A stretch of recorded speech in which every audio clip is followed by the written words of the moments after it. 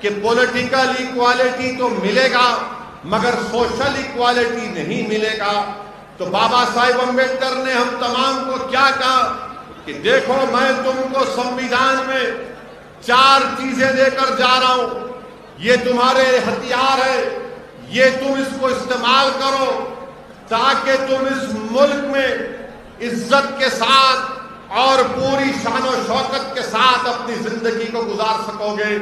کیا کہا بابا صاحب امبیڈکر نے؟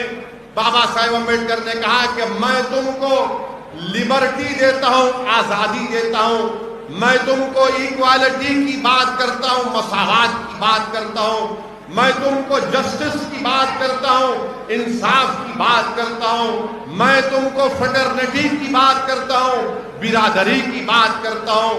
تو امبیڈکر نے ہم تمام کو کہا کہ اگر تم کو جب تک تم آزادی حاصل نہیں کرو گے تم اپنی زندگی شان و شوکت کے ساتھ نہیں گزار سکو گے، جب تک تم مساوات کو حاصل نہیں کرو گے تم سے ناانصافی ہوتی رہے گی، جب تک کہ تم انصاف کو حاصل نہیں کرو گے تم اس وقت تک روتے رہو گے کہ مجھ سے انصاف نہیں ہوا، جب تک کہ تم برادری فریٹرنٹی نہیں پیدا کرو گے تمہارے قریب کوئی نہیں آئے گا۔ اسی لیے نوجوانوں، کیونکہ اس ملک کا کل کا مستقبل تمہارا ہے، میں تمہارے درمیان میں کھڑے ہو کر عاجزی کے ساتھ تم کو ایک پیغام دے رہا ہوں کہ نوجوانوں آزادی حاصل کرو، نوجوانوں انصاف کو حاصل کرو، نوجوانوں مساوات کو، ایکوالٹی کو حاصل کرو، نوجوانوں فریٹرنٹی کو حاصل کرو۔ یہ چاروں لفظ ہمارے کانسٹیٹیوشن کے پریامبل میں لکھے گئے، لبرٹی، ایکوالٹی، فریٹرنٹی، جسٹس، یہ اس وقت حاصل ہوگا۔ یاد رکھو میری اس بات کو، چاہے آپ مسلمان ہو، دلت ہو یا ہمارے بیکورڈ کلاس کے ہمارے بھائی بہن ہو، یاد رکھو اگر تم کو یہ حاصل کرنا ہے تو آپ کو ایک سیاسی قوت بننا پڑے گا۔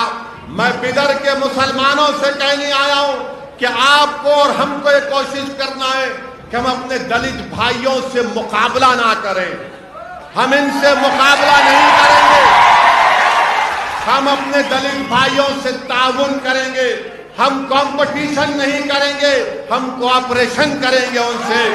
میں بدر کے مسلمانوں کو پیغام دینے آیا ہوں کہ آپ ہمارے بیکورڈ کلاس کے بھائی بہنوں سے کمپٹیشن نہیں، کوآپریشن کریں گے، ان سے تعاون کریں گے۔ اب 70 سال یہ اعلیٰ ذات کے لوگوں نے مسلمانوں کو، دلتوں کو، بیکورڈ کلاس کے لوگوں کا مقابلہ کرایا، لایا۔ آج اسدالدین اویسی تمہارے درمیان میں آ کر تم سے اپیل کر رہا ہے کہ اب یہ مقابلے کا وقت نہیں، یہ تعاون کا وقت ہے، یہ تعاون کا وقت ہے، یہ کوآپریشن کا وقت ہے۔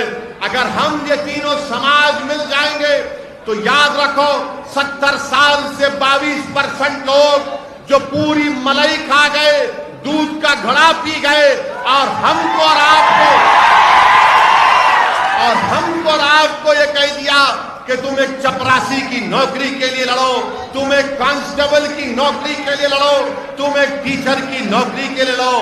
آج میں آپ سے اپیل کر رہا ہوں کہ جس دن اس ملک میں، اس ملک کا مسلمان دلت مسلمان کو سمجھے گا، اس ملک کا مسلمان دلت سماج کی تکلیف کو سمجھے گا، اس ملک کا مسلمان جب ہمارے بیکورڈ کلاس کے بھائی اور بہنوں کی تکلیف کو سمجھے گا، جب بدر کا مسلمان اپنی اولاد کو، اس کی تکلیف کو، اس کے مستقبل کو، جس کے بارے میں فکر مند رہتا ہے، میں آپ سے اپیل کر رہا ہوں کہ ویسے ہی تکلیف آپ کو اپنے دلت بھائیوں کے بچوں کے تعلق سے سوچنا پڑے گا، ہمارے بیکورڈ کلاس کے بھائی اور بہنوں کے بارے میں سوچنا پڑے گا، اس لیے کہ ہمارے کانسٹیٹیوشن میں لبرٹی، ایکوالٹی، فریٹرنٹی اور جسٹس کی جو بات کہی گئی ہے وہ اسی وقت ہوگا میرے عزیز دوستوں اور بزرگوں جب ہم تعاون کریں گے، جب ہم لوگ کوآپریشن کریں گے، تبھی جا کر ہم یہ تمام چیزوں کو حاصل کر سکیں گے۔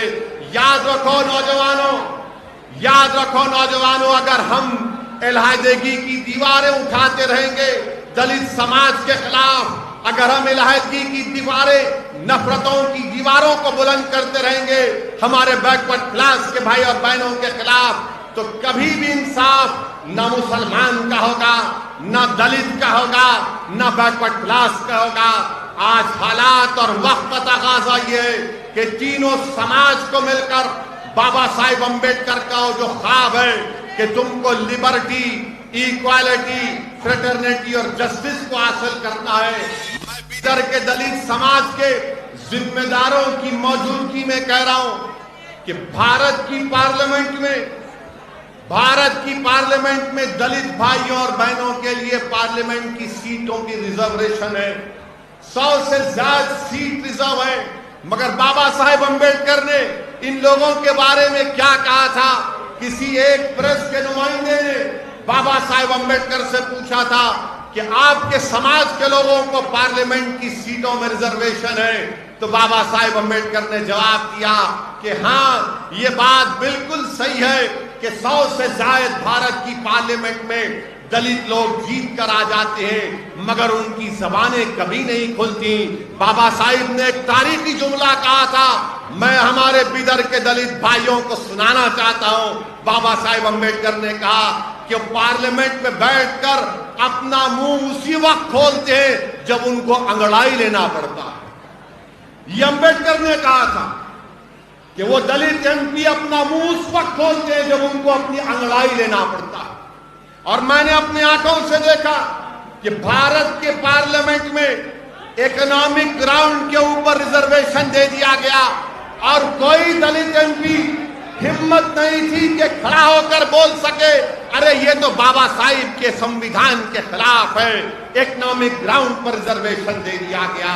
میرے عزیز دوستوں اور بزرگوں، یہی ایک بات تاریخی جملہ کانشی رام نے کہا تھا۔ کانشی رام نے کیا کہا تھا کہ ہم چمچوں کے ایج میں زندگی گزار رہے ہیں، یہ وقت پورا چمچوں کا ہے، تو یاد رکھو جب تک آپ چمچا گیری کرتے رہیں گے تو غلامی تمہارا مقدر بن جائے گا۔ جب تک آپ چمچا گیری کریں گے انصاف کبھی نہیں ملے گا۔ جب تک آپ چمچا گیری کریں گے مساوات آپ کو کبھی نہیں ملیں گے۔ جب تک آپ چمچا گیری کریں گے تو آپ کا ایکسپلائٹیشن ہوگا۔ جس دن آپ اپنی صفوں سے چمچوں کو دور کریں گے اور شیر بنیں گے تو تمام دنیا تمہاری آواز کو سنے گی۔ میں آپ کو بتانے آیا ہوں کہ اب یہ چمچوں کی ضرورت نہیں ہے جو ہمارے مستقبل کا سودا ایک بروکروں کی طرح، ایک ایجنٹ کی طرح 70 سال سے کرتے آئے ہیں۔ آج میں بیدر کے نوجوانوں کے درمیان میں کھڑے ہو کر کہہ رہا ہوں کہ بیدر کے مسلمان، بیدر کے دلت بھائی، بیدر کے بیک ورڈ کلاس کے لوگ، بھارت کے سمویدھان آپ کو اجازت دیتا ہے۔ آخر کب تک آپ صرف ووٹ ڈالنے کی مشین بنیں گے؟ میں آپ کو بتانے آیا ہوں کہ آج آپ ووٹ ڈالتے رہے، آج ووٹ حاصل کرنے کا آپ کو وقت آیا ہے۔ اگر آپ بابا صاحب امبیڈکر کا اس خواب کو پورا کرنا چاہتے ہیں تو صرف ووٹ ڈالنے والے مت بنو، بلکہ ووٹ کو حاصل کرنے والے بنو۔ ہمارے بابا صاحب کے سمویدھان میں لفظ سیکولرزم بھی آیا۔ آپ کو معلوم بابا صاحب امبیڈکر کو جب پہلا پارلیمنٹ کا الیکشن بابا صاحب امبیڈکر میرے خیال سے بمبئی سے لڑے تھے، الیکشن ہار گئے۔ کیوں ہارے معلوم آپ کو؟ کیا کوئی جانتا اس مجمع میں کہ بابا صاحب امبیڈکر الیکشن کیوں ہارے؟ کیوں ہارے؟ نہیں، دونوں دلت تھے۔ بابا صاحب امبیڈکر کے خلاف ایک چھوٹا کانگریس کا لیڈر تھا۔ امبیڈکر کو شکست کیوں ہوئی؟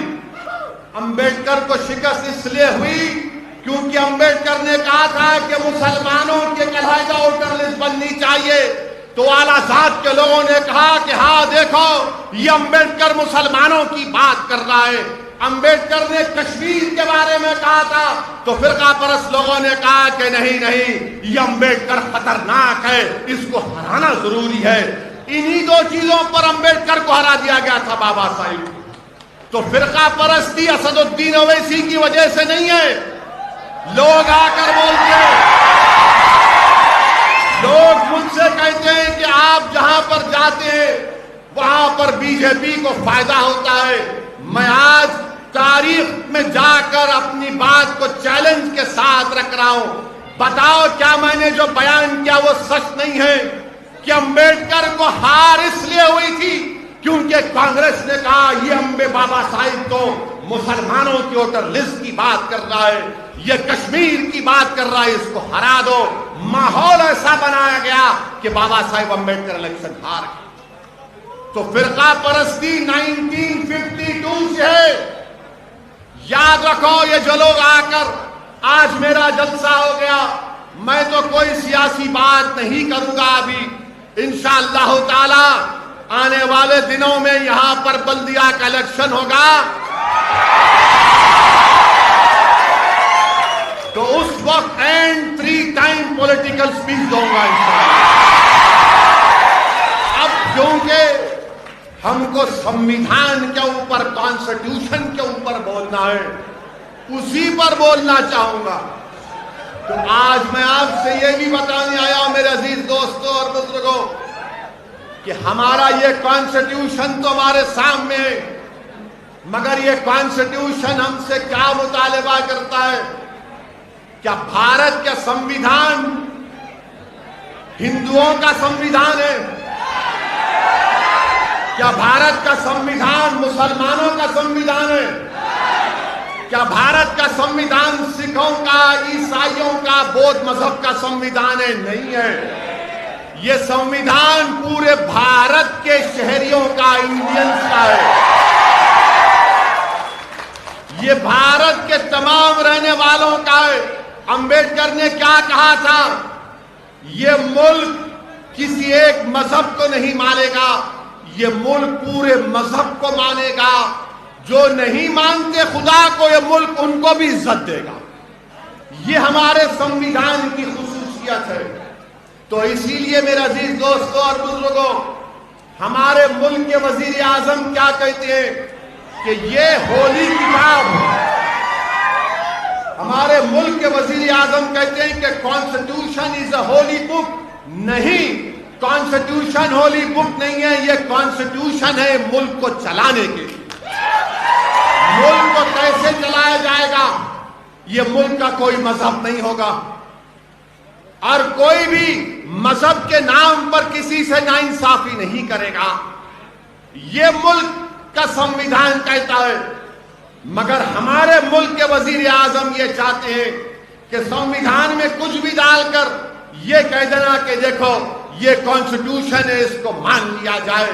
میرے عزیز دوستوں اور بزرگوں, آج 26 جنوری ہے. آج کے اس دن کو اگر ہم کو خراج عقیدت پیش کرنا ہے تو میں سب سے پہلے بابا صاحب امبیڈکر کو خراج عقیدت پیش کرتا ہوں. اس لیے کہ میں ذاتی طور پر بابا صاحب امبیڈکر کو بہت چاہتا ہوں. میں نے تھوڑا بہت پڑھا, زیادہ نہیں پڑھا.